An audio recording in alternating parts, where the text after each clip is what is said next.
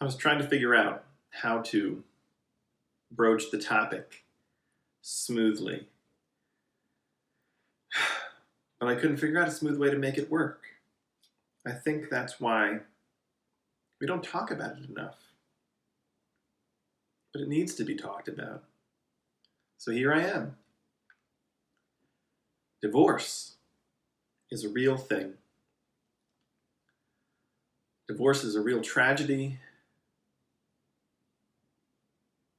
Divorce is a tragedy in and of itself. Broken relationships are already tragedies. But I'm here to talk about the mess in the midst of it, and then the aftermath of the process. Whether it's become a decision and now there's paperwork in process, or it happened and now there are wounds that need healing and ripped edges that need mending. Those of you who know me know that I was divorced, and those of you who really know me know some of the disasters through which I careened myself. I wouldn't wish it on anybody. I wouldn't wish it on myself. But in a sort of educational way, I'm thankful that it happened because now I can look into other people's lives, and I don't feel uncomfortable when I see other people's disasters. I don't need to look away and pretend those things aren't happening. I can speak into people's lives and sometimes offer advice, sometimes offer help, but at the very least I can offer empathy. Like I prefaced at the beginning, we don't talk about it enough. It's some weird taboo topic. And I think it adds to the disaster. It shames it, which buries us deeper into the mess we're enduring, or the mess we're trying to get out of in the midst of divorce. Like I said, I went through my own mess, and I wish certain things had gone differently. I wish, I could list a number of wishes, but I'm here to talk on behalf of a number of my friends, and then with what little I have to offer, I'm also here to talk on behalf of all the other people out there who are going through either divorce itself or some similar relationship mess, broken relationships, or cheating spouses, and here's the big one that weighs on my heart, is manipulative and abusive people. Whether it's family members, churches, pastors, there are a lot of horror stories. Right now, I have at least 5 friends who are going through a divorce process right now. I bet there are even more whose stories I haven't yet heard. And then on short notice, I can think of 2 who have recently come out of the divorce process. And there's a lot of mess. It's kind of funny. I asked these 5 friends if I could anonymously talk about their stories, but the thing that broke my heart a little bit is that all of their stories, despite how specific and tragic some of the details of their stories are, they're all similar enough to blend together. And I'm not saying that their stories are flat or boring or anything like that. I'm saying that these, oh my goodness,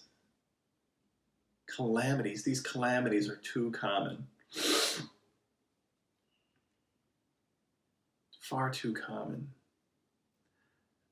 And the world is broken, so I guess you kind of expect calamities, but we got to do better. That's really the short story of this random message, is we have to do better.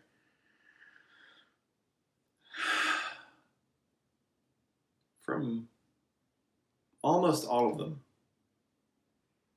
I've heard some form or another of there being a person who should be trusted, whether it's a family member or a pastor, something like that.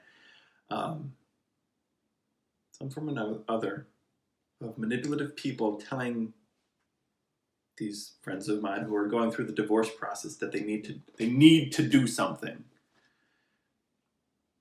In some of the cases, it's you need to go back to your husband, and in those cases, the husbands have been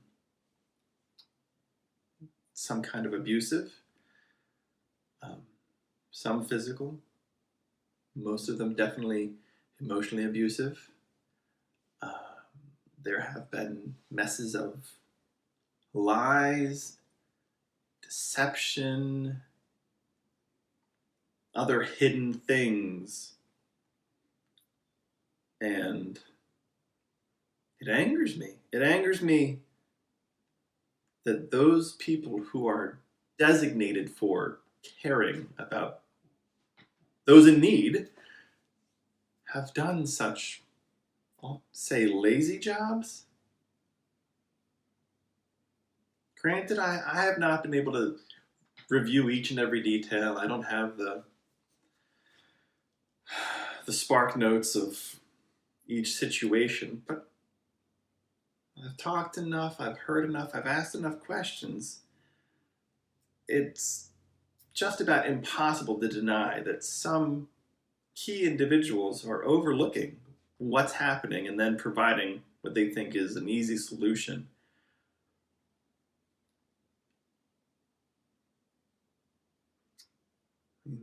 There are a lot of things I want to say. There are a whole lot of things I want to say.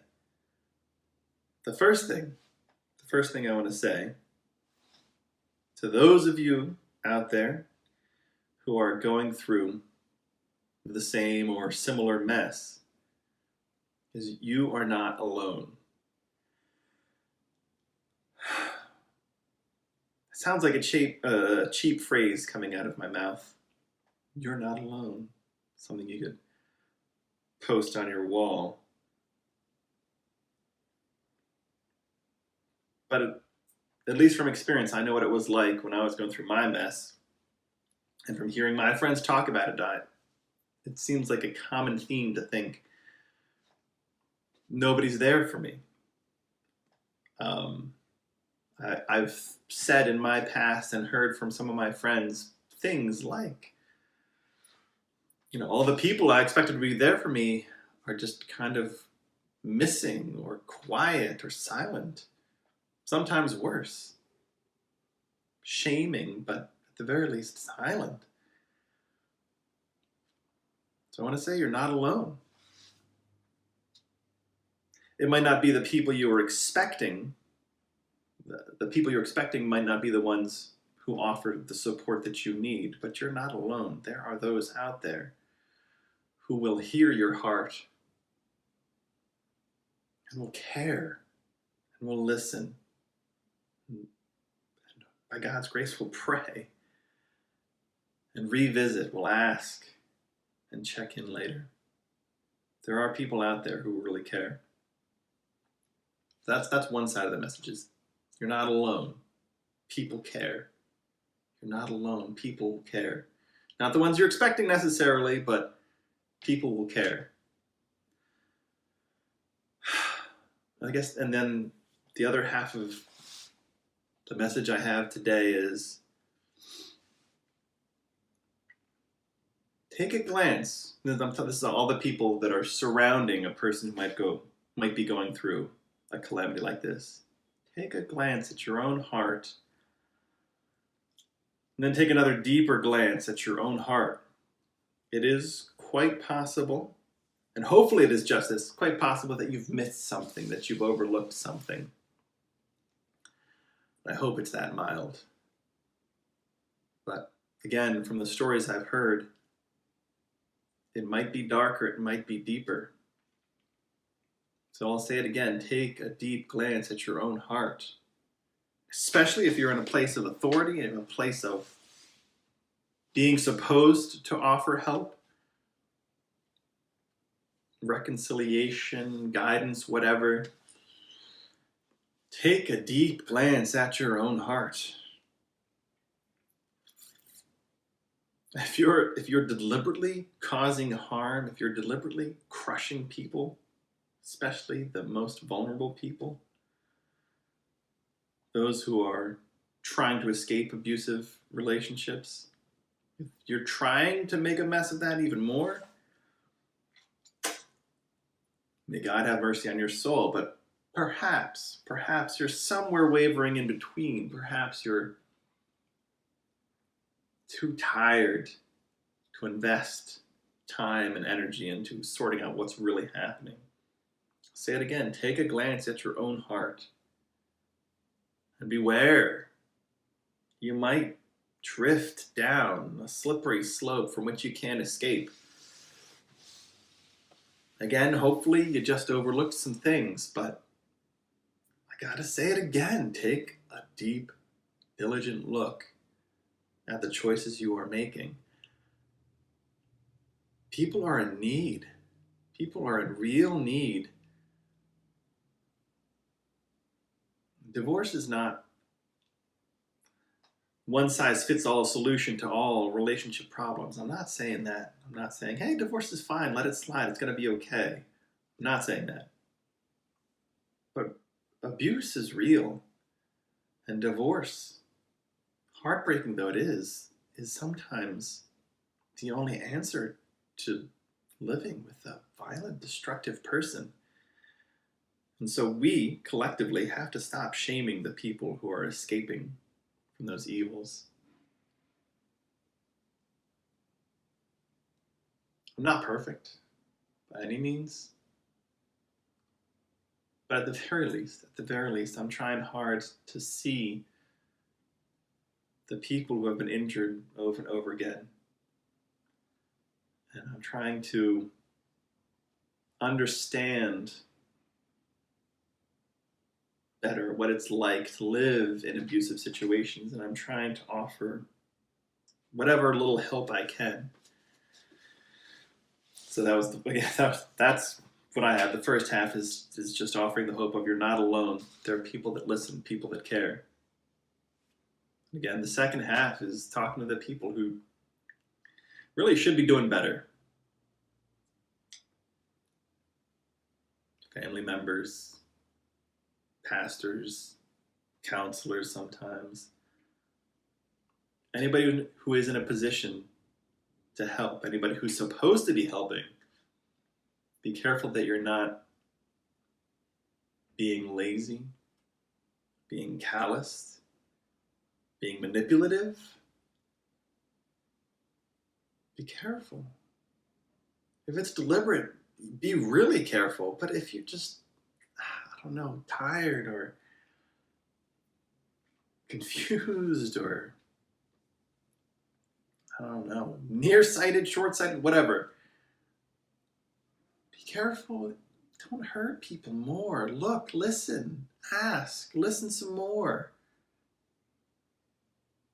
Empathize. We don't need more shame. We don't need more injuries. We don't need more abusers. We don't need more manipulators.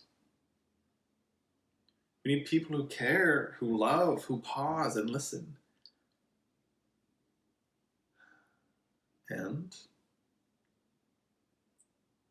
again, divorce is not a quick and easy solution. I'm not saying it's ideal, but sometimes we have abusive spouses. Abusive spouses are a reality.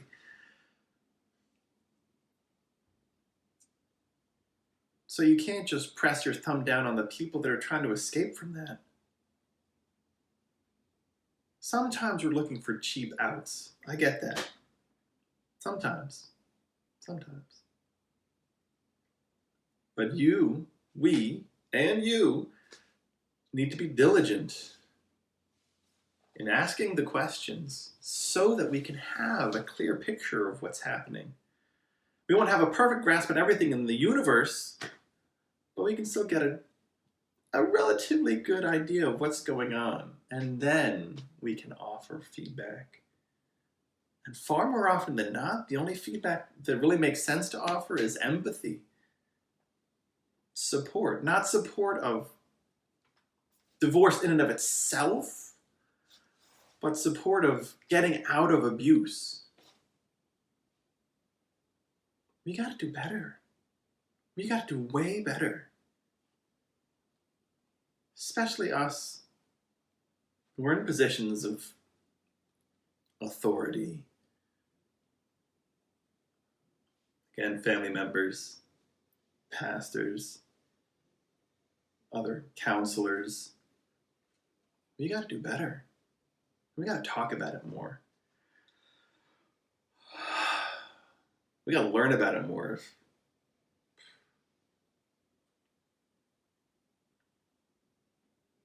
There's always more to say, but I think that's a really good start. Again, let me say to the people who are struggling, who are being abused by spouses perhaps, or manipulated by pastors perhaps, or any other format of evil. You're not alone. I'm sorry that the proverbial rug was pulled out from under you. I'm sorry that what you expected, the people you expected you could trust, have turned out to be something quite sinister in some cases. I'm sorry. I'm sorry that there's so much mess. But I really want you to know, it doesn't stop there. You'll find people, weird people in weird places who listen, who care. And you're not alone. I think that's a good start. Thanks for listening.